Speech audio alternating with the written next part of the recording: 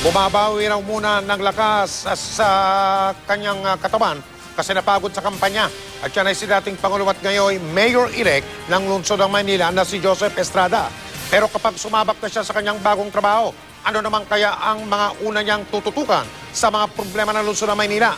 Narito ang pagtutok ni Lala Roque. For the City of Manila, Joseph. Matapos maiproplamang Mayor-elect, abala na raw si dating Pangulong Joseph Erap Estrada para sa mga ilalatag niyang programa sa Maynila.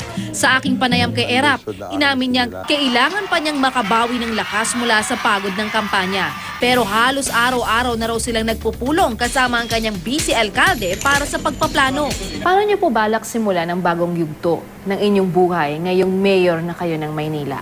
As I have experienced, walang bayan, walang lungsod, walang lawigan, o walang bansa na uunlad kung walang kapayapaan. Meron po kasi mga nagsasabi, itataboy daw yung mga street vendors. Ano po bang balak niyo sa kanila? Hindi natin tatanggalin yung mga vendors, ilalagay lang sa ayos at ang tatanggalin natin yung mga kotong.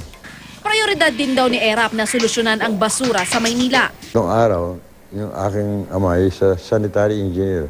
Noong panahon niya, malinis ang Maynila at hindi kinukontrata yung basura. Kaya mga kontrata, iba yan eh. So, rirepasuhin niyo po yung mga kontratang pinasok. That's one of my father's legacy and I have to follow that.